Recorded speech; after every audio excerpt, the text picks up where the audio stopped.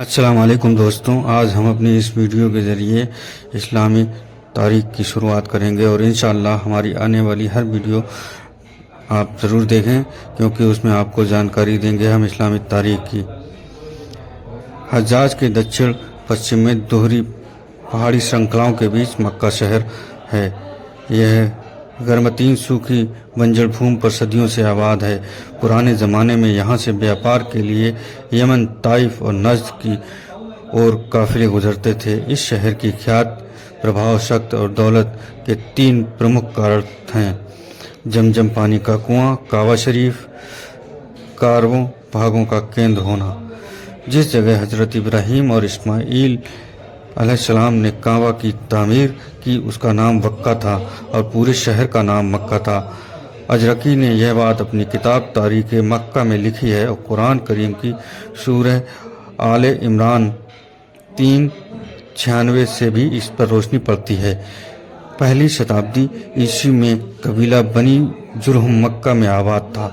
वे लोग काबे की देखरेख का काम करते थे। उस समय की ये शहर धार्मिक और आर्थिक क्रियाकलाप का केंद्र बन चुका है।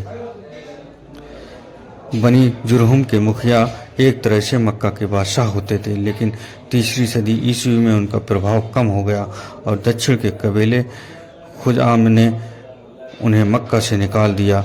इसी समय मक्का के आसपास बनी इस्माईल के वंशज अदनानी शाखा से बनी कुरैश, जो कि खानाबदोश थे, सख्त संपन्न होते जा रहे थे और पूरे मुल्क के लोग इनके जेरे असर होते गए। बनी कुरैश फ़हर बिन मलिक की औलाद थे।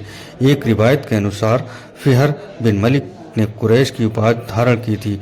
दूसरी रिवायत के अनुसार नदर बिन किनाना को सबसे पहले कुरैश की उपाधि मिली।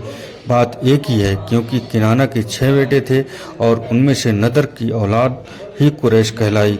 नदर किनाना का बेटा, मालिक का बाप और फ़हर का दादा था।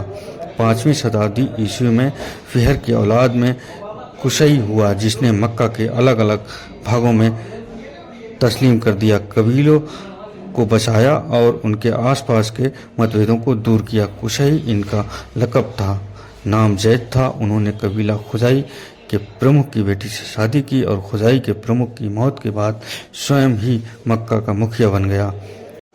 इन्हीं के शासनकाल में कुरैश एक राजनीतिक शक्ति और सामाजिक शक्ति बने। कुरैश को इन्होंने काबा के एतराफ़ में बसाया और उस समय के 5 मुख्य काम अपने हाथ में लिए, जिनमें सबसे नंबर 1 पे काम आता था नदवा। नदवा मतलब समय समय पर कुरैश कबीलों का इजलास करना और विचार विमर्श करना काम नदवा का था। दूसरा काम था लिवा। लिवा का मतलब होता था कुशई स्वयं फौज के सिपहसालार थे और जंग के समय स्वयं नेतृत्व करते थे और उन्हें लिवा कहा जाता था। रिफादा, वे हज के महत्व को समझते थे। इस मौके पर अरब के हर कबीले के लोग मक्का में जमा होते थे। गरीब हाजियों के खाने की व्यवस्था करते थे और इसके लिए अमीर मक्का वासियों से सालाना गरीब लोगों के लिए टैक्स वसूला करते थे, जिसको रिफादा कहा जाता था और इनका काम भी उनके हाथ में था। चौथा काम था हिजाब। काबा की कुंजी इनके पास थी और उपासना के समय धर्म गुरु का कर्तव्य निभाते थे। 5वां काम था सकाया। सकाया में जो लोग थे वो हज के समय पानी की आपूर्ति का काम उन्हीं लोगों के हाथ में होता था। सन 480 ईस्वी में कुशई की वफ़ात हो गई। उनके 3 बेटे, एक अब्दुद्दार, दूसरा अब्दुमन्नाफ, तीसरा अब्दुल उज्जा। बड़े बेटे अब्दुद्दार ने बाप की मौत के बाद सामाजिक, राजनीतिक और धार्मिक काम अपने हाथ में ले लिए और कबीले के मुखिया बन गए।